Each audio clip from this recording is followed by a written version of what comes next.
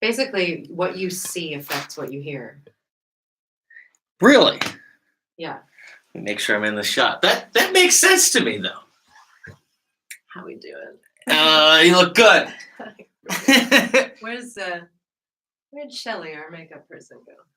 Oh, Shelly's making a run to the 7-Eleven. All right, that's going. This is going. And if I see something interesting pop up question-wise, I cool. might take a question. Or if you want to ask a question of the audience, maybe we'll do that too. So we are live now? We are live. No, it's going to take a little bit for people to find us. So I'm gonna pull it up. I'm gonna share it. Make sure we can see some questions. Should I run upstairs and share it on my phone? If you want to. Do I have a second? You have all the seconds. Oh my gosh, it's incredible.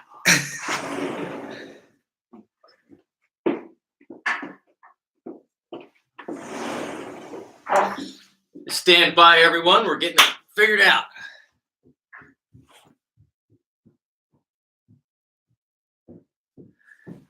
Check. All right. Hello, Dean. What's happening? Let's see if anybody else got to say.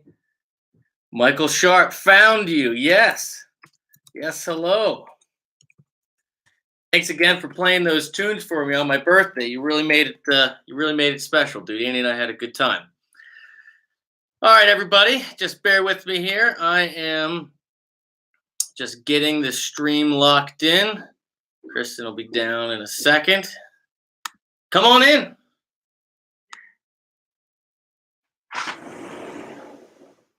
We can just write this. All right.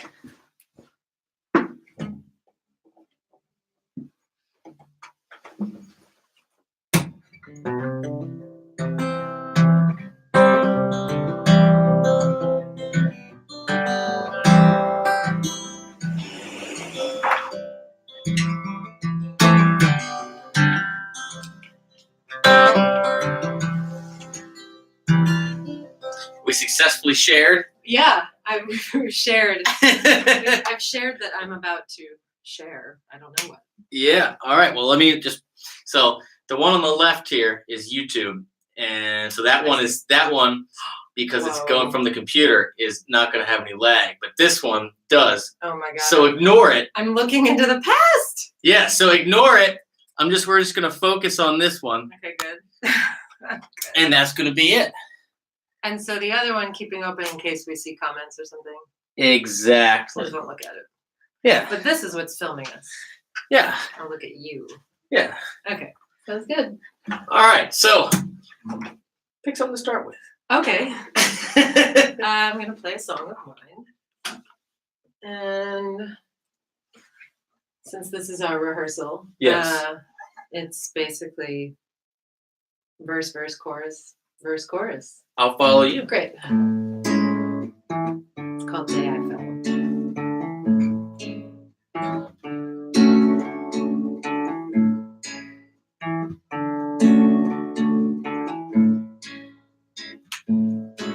Wasn't on a Saturday with birds up in the air.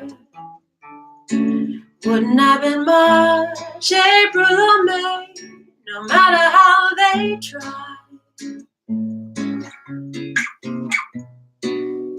Friday volleyball, Saturday, straight on through the fall. Know that I would turn back time, my clock just won't comply. While even on a Pueblo Vieja night, I want it for goodbye. I'd have rushed right in to rush right out again. You'll say say what I'll say when there goes my heart. Oh, the wishing well. Was I fooled from the start? I can't tell. There's a bird flying north that's too familiar. Maybe I should have kept it to myself the day I fell.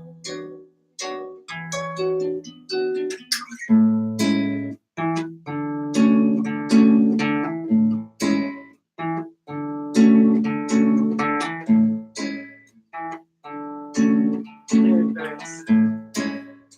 I love it. Keep going. Well, I sang the third verse second. So what's the second verse, anybody? Perfect.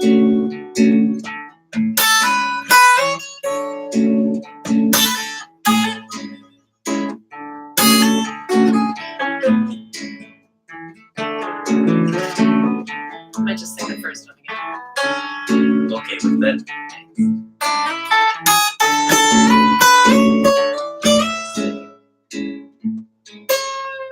Wasn't on a Saturday with birds up in the sky.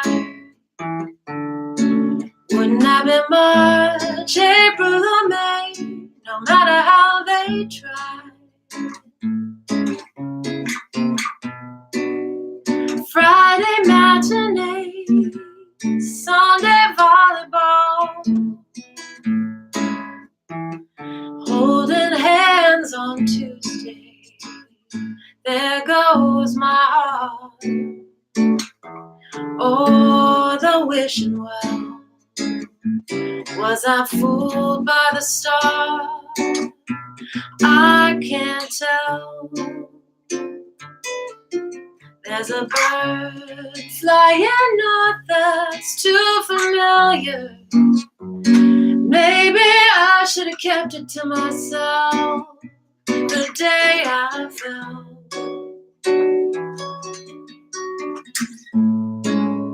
The day I fell. Day I fell. Day I fell. Day I fell.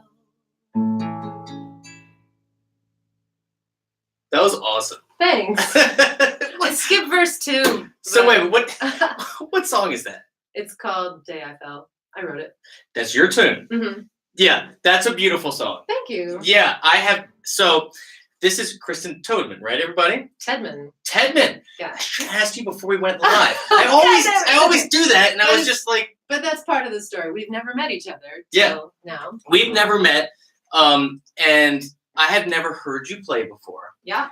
And you had no idea what I do, or whatever. Right. And you came in, and you played one of your original songs, and I love it. Thanks. No, that is damn good. Thank you. One of these days I'll remember the second verse. One of these, it's gonna. Isn't it funny how you can write your own songs Oh. and still forget stuff? I remember my name most of the time. I mean, I have a good memory, but yeah, no, I always get words wrong. So, all right. So, you're here in Baltimore, Yes. but where are you from? Well, I'm from Baltimore. The quickest way is the most comprehensive. Born in Northern Virginia. Okay. Age 2, we moved outside of Boston. My dad was in newspapers. Mm-hmm. And then 1st grade through 5th grade was Baltimore. Mm-hmm. Golden years of my childhood. 5th grade, very difficult time to move to Long Island. And I was branded a nerd because the schools in Baltimore were that good. And it was Yeah. right in this neighborhood. Yeah. And then I went Wow, away. isn't it? Yeah. Then I went away to school, to undergrad in Indiana. And then I came back to Baltimore. So you've been a lot of places. Yeah. And then I moved to LA and lived there for 15 years until very recently. Now, did you meet Sean in LA or did you meet No. Sean here? I met him here. Gotcha. So Sean, if you're watching, I didn't know that you two had played together. And I was picking a promo picture out for you, and I saw that you were in the background. So Sean's a good guy. Yeah. I love Sean. Yeah, yeah. Um, Great bass player. Sean is a great bass player. Well, and so he's also one of the few people around town that I know well that does the Latin thing well. Yeah. You know, and so I know that he did a lot of that out in LA, and he's tried to show me a bunch of it, and just those polyrhythms drive me crazy. Yeah, that stuff is crazy too. Yeah, that stuff is not easy. I'm always super impressed with people that can feel that. Yeah, it's pretty fascinating. I went on I dove deep into the salsa dancing scene in LA. Oh, did you now? And it was so interesting because like it's kind of taught pretty square, 1, 2, 3, hold, 5, 6, 7, hold. But where the one is, first of all, is different based on your coast, West Coast, East Coast. You got to elaborate on that. What do you mean? So like when they teach you to dance, they say, right, like we all know this, right? You step on the 1, 1, 2, 3, hold, 5, 6, 7, hold, 1, 2, 3, hold. But the 1 is not bum, bum, bum. It's there. It's in the center. 1. Interesting. So the reason I'm like dancing with all these people and men like filled with cologne love to teach you on That's the floor. kind of a thing. It's a prerequisite. I guess so. And so it was like the way to learn is just dance with as many people as you can. Right. And they, invariably love to know more than you do. That's how it goes. But, and I'm like, it's a great like ego release thing too, because I think a lot of us North American women, like when we dance, we lead. So you have to let go of that, which is hard. And also let go of like deciding I'm a musician. I hear the beat very clearly. I hear it in my body, right. But I have to succumb and let that person go. lead, and like say, like this one guy was like, you have to feel the beat. And I'm like, I want to be like, are you kidding me? I've been doing this my whole life. Feel the beat. But like, my one of my biggest coups there, I mean, personal triumphs was when I was dancing and this guy was great. And I was like right with him, but he had nothing to do. There's a live band. He had nothing to do with them. He had a very definite pulse and I followed him and I like danced and it was so the band was kind of secondary to him. Yeah. And there was, I think that happens with a lot of people, but anyway, the beat, the time I finally got it was when I was watching, because there would be these like great bands and I was watching this trombone player and he was just holding his trombone when he wasn't playing and just swaying and tapping his foot. And I was like, well, he's not leaning on where the 1 should be. And I'm watching him and I like that informed my whole, where he felt the beat. I was like, that was the moment you got That's it. Yeah. It was pretty amazing. That's cool. Well, I want to get to that point because Sean and a couple other people have, tried to get me to play stuff like that. And I've spent not a lot of time, but some time with it. And it's just been elusive. Yeah. Very, very elusive. Now, so you said you got into that scene. Were you playing that stuff as well? No. Just dancing? Yeah. Gotcha. So let's talk a little bit about, because I'm assuming most people watching don't know who you are. What kind of is your thing? Like, what do you do around town? Well, or are you one of those people that does like 12 things? I would say I do 3 things. It's a good answer. One of my main things, my main instrument is singing. Mm-hmm.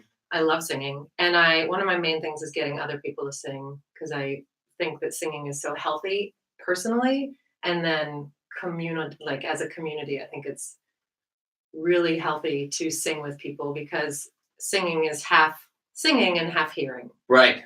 So listening, I should say. So I have a community chorus, the community chorus of Peabody, and I'm working still to get it more diverse. We've grown to about we have 40 registered, 44 technically, but 30 on average. Mm-hmm. And we're playing at the Monument Lighting tomorrow, which is exciting. But I want more reflection of our community. It's a lot of Hopkins people and their friends. Well, I was going to say, how do people get involved? What's that process like? Well, you have to register since it's a Peabody thing. Right. I have a dream of doing a choir where, I mean, it when you're working on a piece of music or a set of pieces of music with a group, it just works best when people are buying in and there to rehearse the music. Right. So I like it to be, there are two modes. One is having an open community sing. You don't have to know how to read music. You don't have to have been there the week before, Right. which we're doing next Wednesday. So everybody come in. I'm going to teach it by rote. Mm-hmm. Repeat after me, you hold these down, and then we're harmonizing within 5 minutes. And you find that, most people that haven't done it before pick it up rather easily? Yeah. Or they're, when I do a community sing, if it's like fresh, somebody says, hey, we have this space, can we do it? My hope is we have at least 11 to 15 people, so that if you are a newbie, never done it before, you can stand next to someone who has, or most of us are like, oh God, sing in front of somebody. It's so vulnerable. You can at least try to. You can just be absorbed into the sound, Right. And if you have trouble hearing the pitch, you can, if you have someone next to you. Right. Yeah. And so there's going to be that, there's the chorus effect that we know from pedals, right? It's just adds a little bit of like phasing. And then there's also the chorus effect of like one singer who's just out to lunch and singing, but if they're feeling comfortable and their heart is in it, I think it sounds great. Yeah. I work really hard to like, okay, let's listen. You found that, I'll get somebody to like slide up until they get to the pitch, or slide down and then take a breath and come in on that pitch again. So you just get a little bit of muscle memory, because it's two muscles. It's more than two muscles. We're not talking, physiology here, but it's the muscle of getting your voice to create the sound and your ear to hear the sound. Right. And our ears are so much stronger than anybody gives. So many people are like, I don't know music. When someone says to me, I don't know music, I don't believe them. Yeah. If I say it out loud or I don't, people know. If you hear a 5/7 chord, or you hear a repeating pattern and then the chord changes, right? You know that like, oh, something's up, or people know when something has messed up, or they know when they like the mix is bad. Yeah. Have you ever played mixes for someone and you're like, you want to say like, it's not mastered, it's not mixed, it doesn't matter. And you listen, you watch them listen, and it does matter. Yeah. And they're like, it's okay. Yeah. You don't know, because you can't hear the guitar solo, and you can't hear like the EQ isn't perfect, but they get it. So do you also teach individual vocal students as well? I do. That's not in the three things. Okay. I do teach some lessons through Peabody and some privately on my own, but that's not something I'm trying to. I'm not trying to build my studio. Right. Fair enough. It is, yeah. It's like even that, which I love, to just show up and talk about singing and encourage someone to sing. All of the emails and scheduling that are involved, dude, like not. That's why I'm online these days, because before I started doing this, I was teaching obviously in person, like we all do, right? And like you scale out almost immediately. Yeah. You just get slammed with people. But you mean scale out like there aren't any more hours in the day. Right. Yeah. Yeah. Like there just aren't, So I know when you get to actually show up for the lesson, it's like, okay, this is the easy part.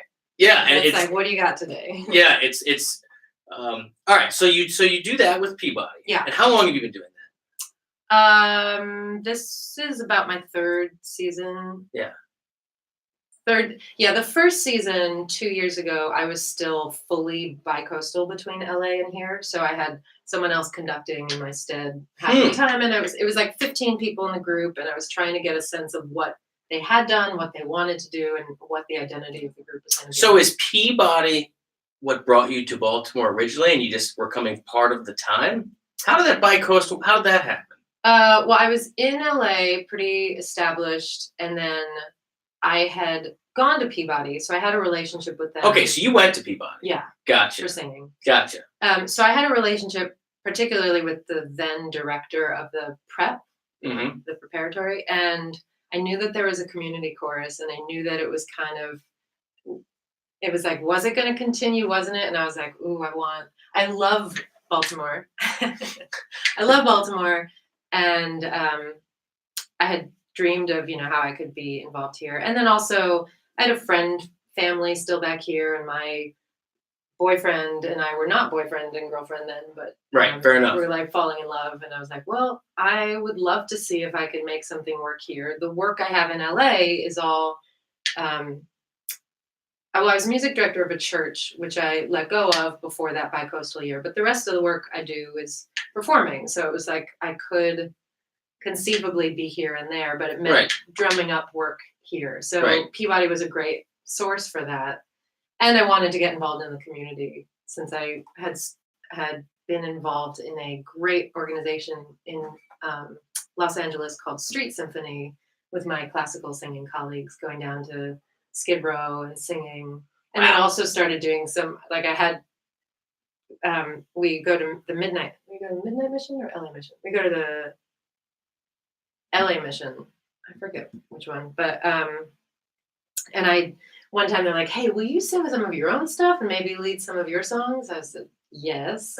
And so to get like a room full of people that don't have homes singing, and the community on Skid Row and around the missions is actually really beautiful. It's a lot of people hurting, obviously, which so many of us are, but their wounds are very open for everyone to see. But there's a strong community there too. There are different missions that work to enable people, whether they help them get clean, they also help them find jobs. And here there are organizations too that help clear records and then help them find housing. But a lot of them, if they find housing, it's near. They don't they don't want to go. That is their home. So anyway, I was in this room and there are some people that just come in at this time to just sleep on the floor, and then others that are there for the music, and then them singing along with me was really powerful. Yeah.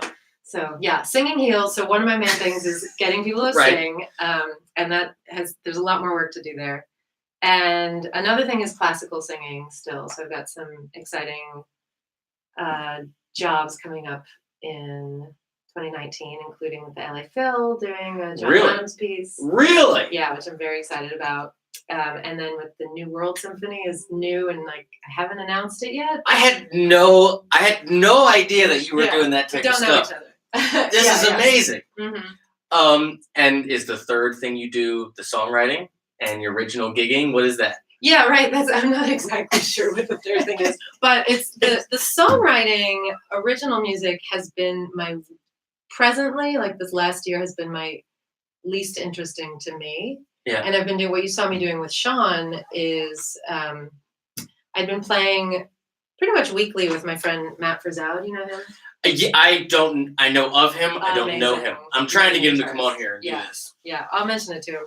He's just he's a beautiful person, an amazing guitarist.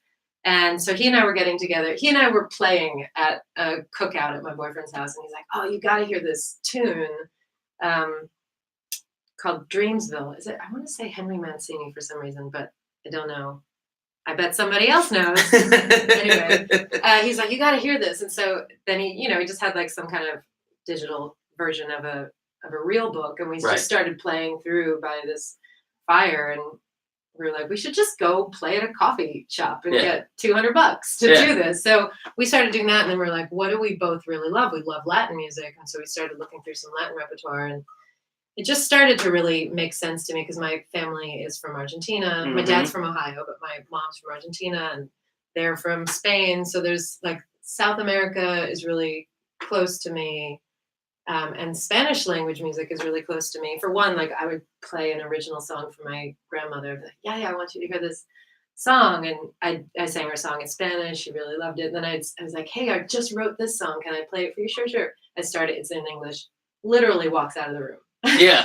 Because the language isn't there, Do you feel like playing us one? Spanish song? Please. Sure. If you would. Yeah. This is, let's see.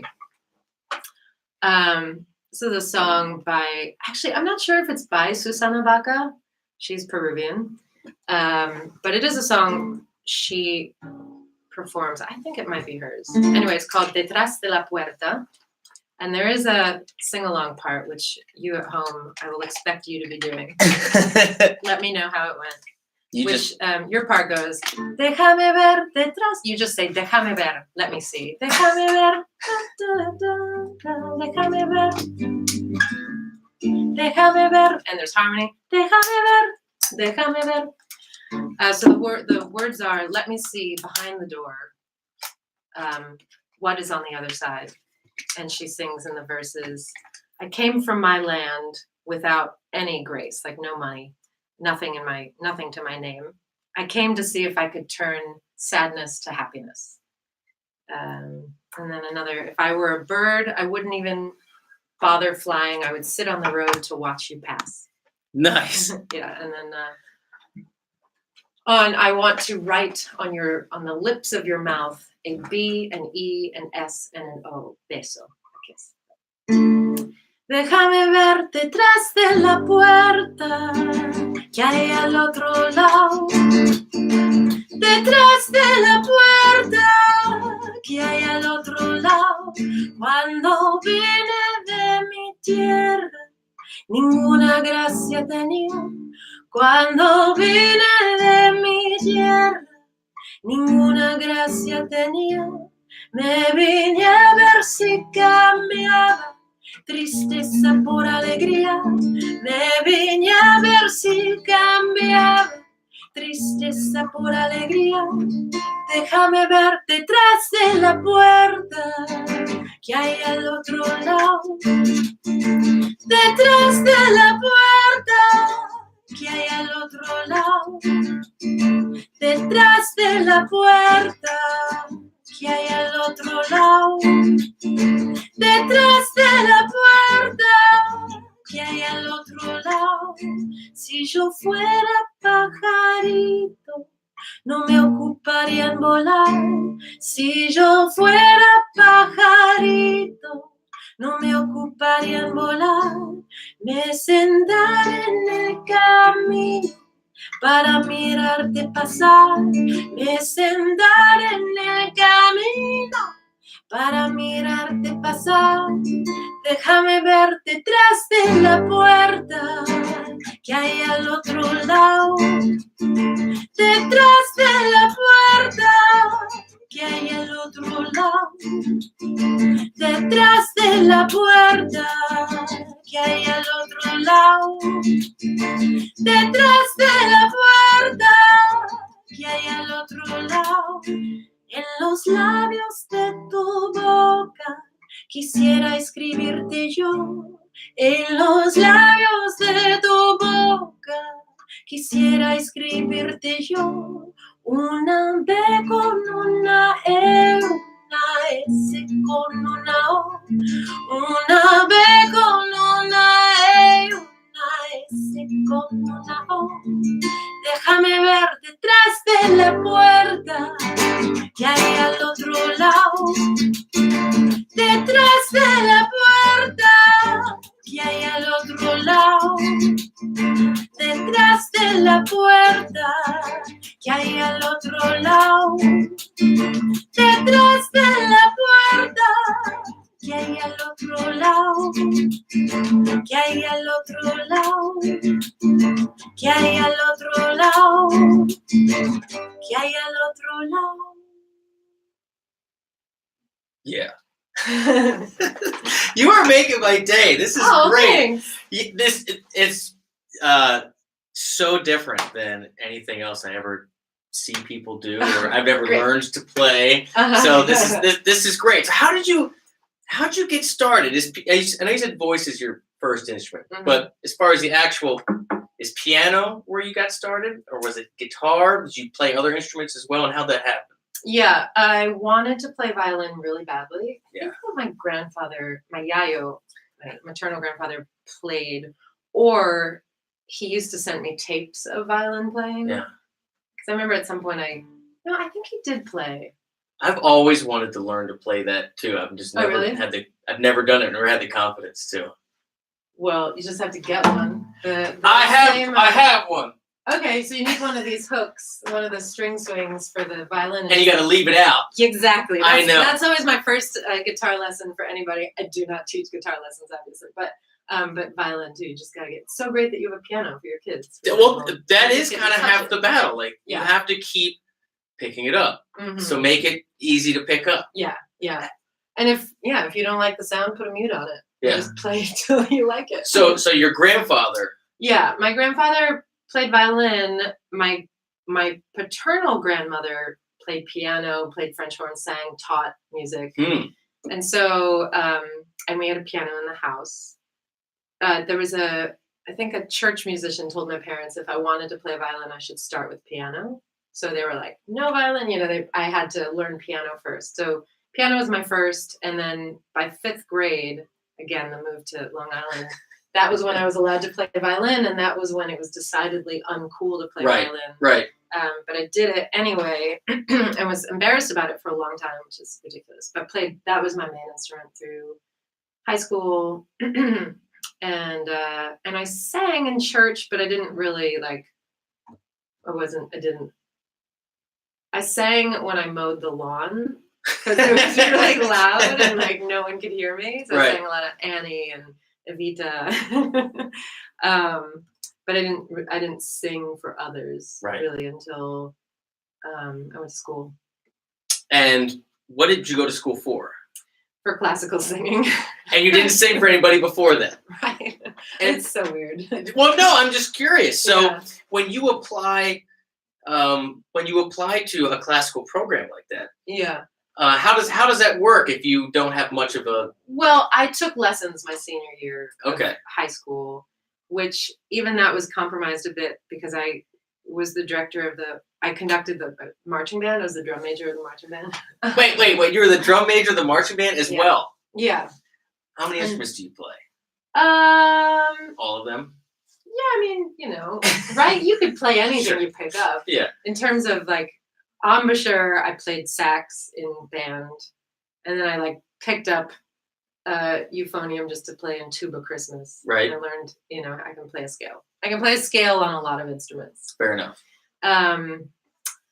But so I took voice lessons senior year, but I shouted so much in the fall that I couldn't sing for the first 2 months just because of shouting, across the football field. Mm-hmm.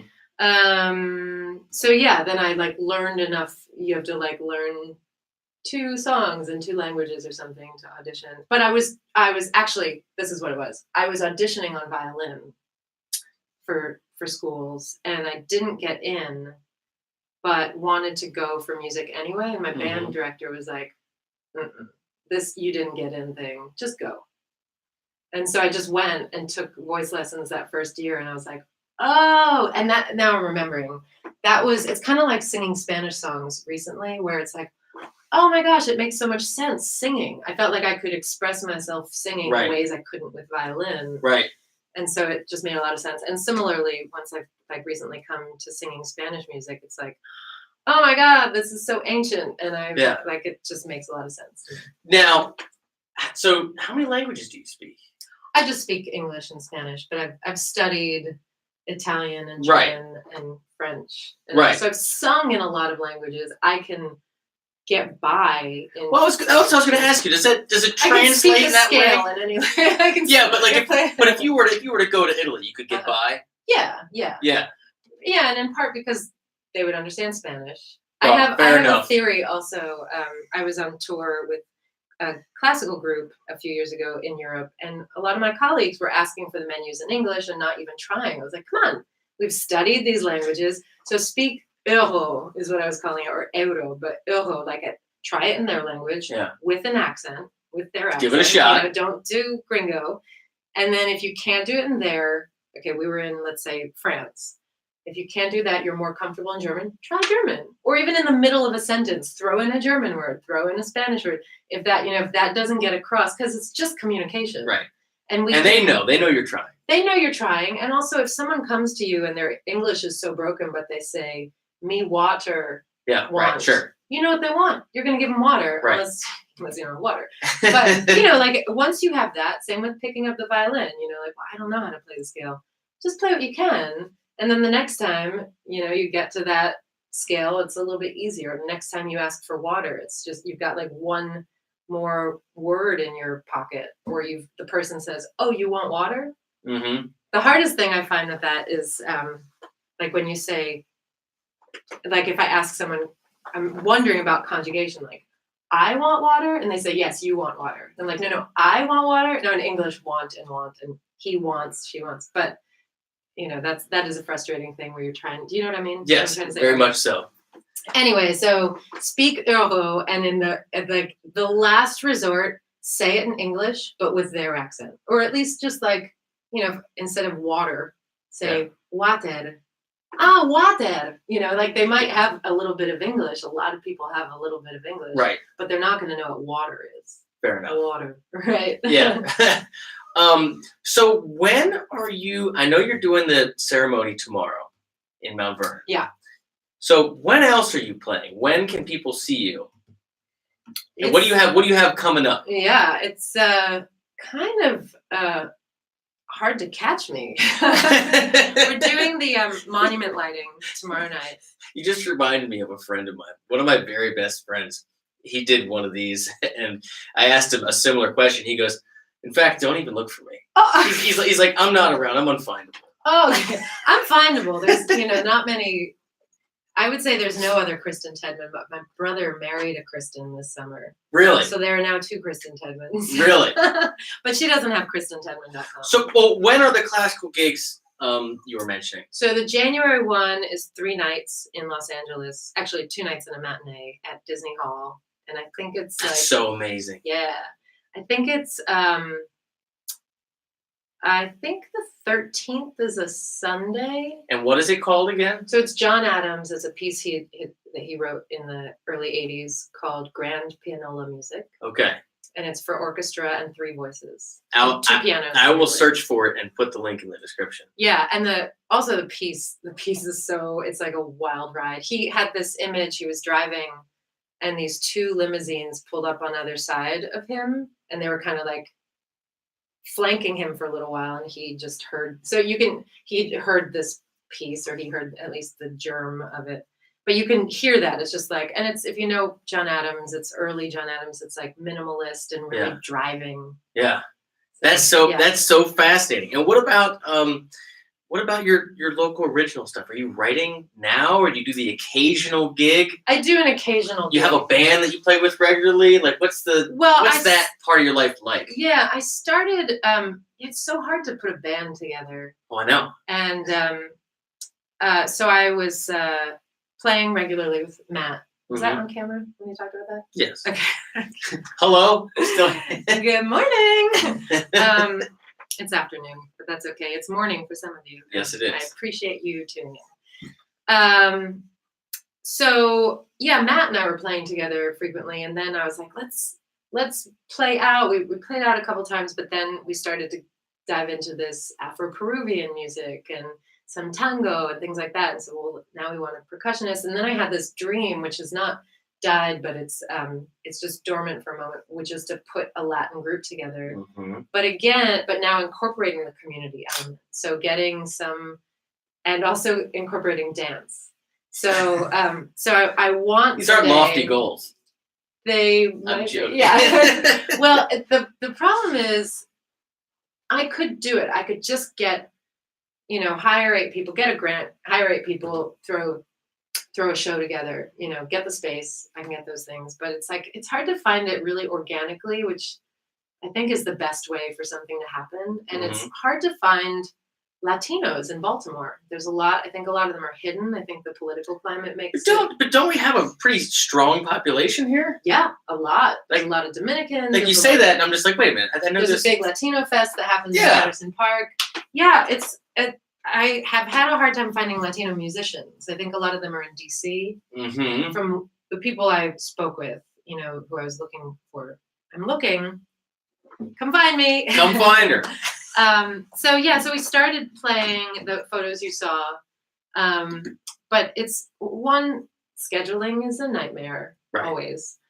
And I needed to kind of come back to the roots of me and Matt playing. Mm-hmm. It just was kind of pulling in different directions, and I wasn't sure I wasn't sure of the identity of the group yet. And I have a lot more work to do in terms of learning Latin repertoire. So we were doing a mix of Spanish language stuff and covers, like some Michael Jackson and some jazz tunes and things like that. So it's kind of a hodgepodge mix. Great musicians. And I get asked, like the monument lighting, I'll do an original song of mine with the chorus.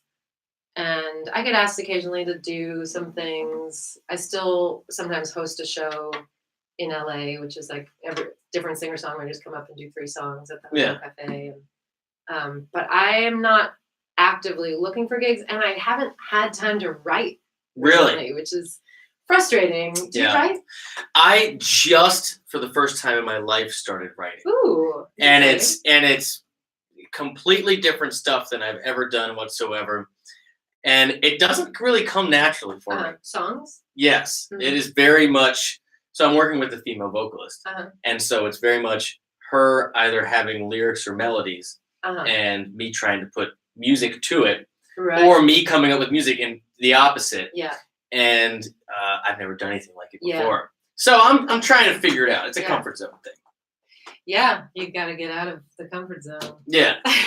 Any time to leave the house, really. And that's the other thing too. It's, we all struggle with finding time, and just like you said, with as far as violins or guitars, just leaving them out. I find that so much of writing too is just constantly trying. Yeah. And then realizing that most of the stuff you write is not going to be a keeper. Right.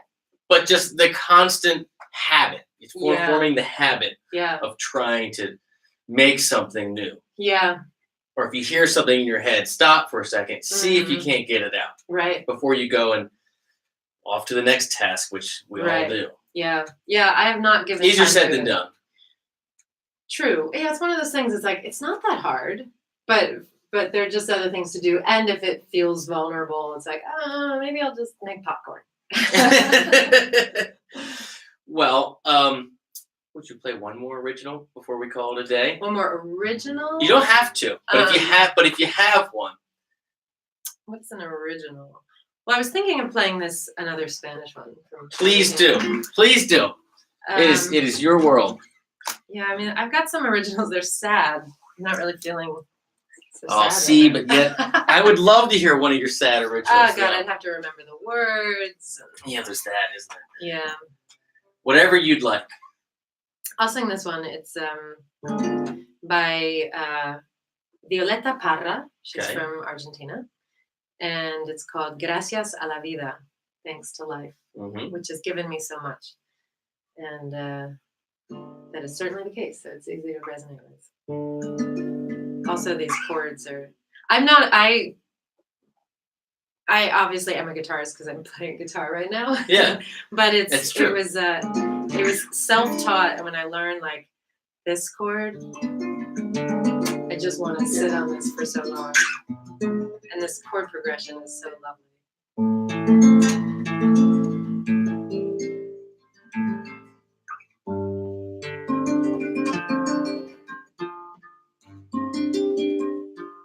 Let's get that.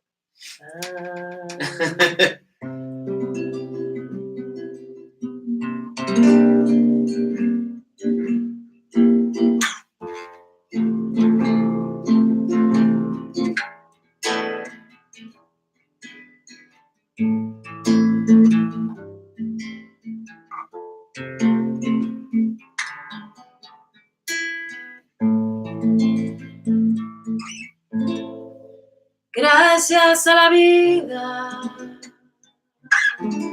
que me ha dado tanto, me ha dado el oído que en todo su ancho graba noche y día, grillos y canarios, turbinas, martillos, ladridos, chubascos y la voz tan tierna de mi bien amado. Gracias a la vida que me ha dado tanto, me ha dado el sonido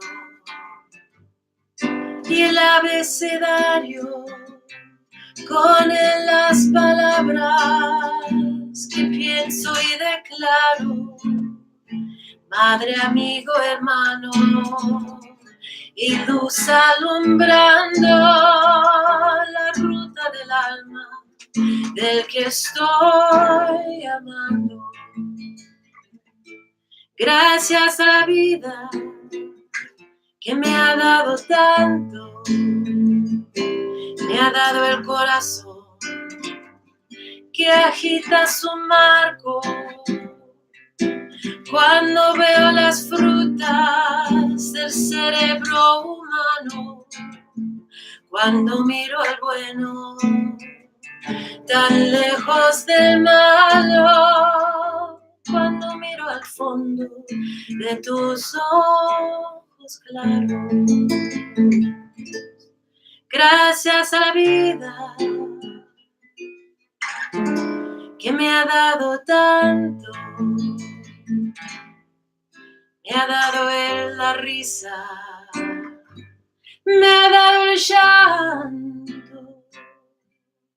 Con ellos distingo dicha y quebranto, los dos materiales que forman mi canto y el canto de ustedes, que es el mismo canto. Gracias a la vida, gracias a la vida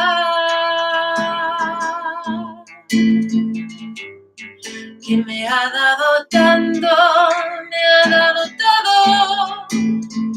Gracias a la vida.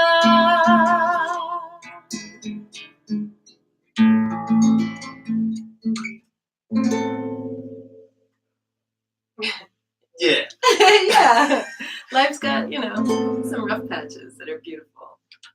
Thank you so much for coming over. Thank you, Michael. This was really great getting to know you. This Yes, totally made my day. Awesome. This is super Great. cool. Thank you. One more time, where can people find you? Where should they look for you?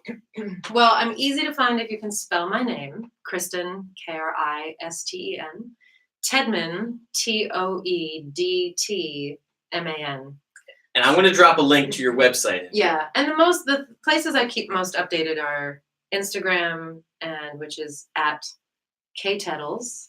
I tagged you this morning. Okay, great. And then Facebook / Kristen Toedtman Music or Kristen Toedtman. Cool. Yeah. Well, thank you so much, and so have a great time at the ceremony tomorrow. And I hope to see you around town soon. Yeah, I hope so too. All right. I meant to bring you CDs or vinyl, and that's my one apology, but let's see each other and I'll just be able to hand you one. Deal. Okay, good. All right, everybody, thanks so much, and I will see you next Wednesday for another Guitar Gate Live. Take care. Did we get questions? I forgot to. Oh, you know what? You want to see? Let's see if anybody's still watching.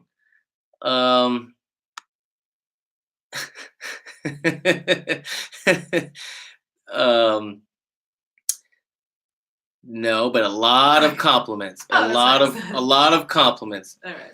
People saying the only language they speak is the blues. That's Sean Daniel. That's good. I don't see a lot of questions, but lots of compliments. Well, anyway, thank you very much. But you can go back, and if you see them, then you can answer them if you want to.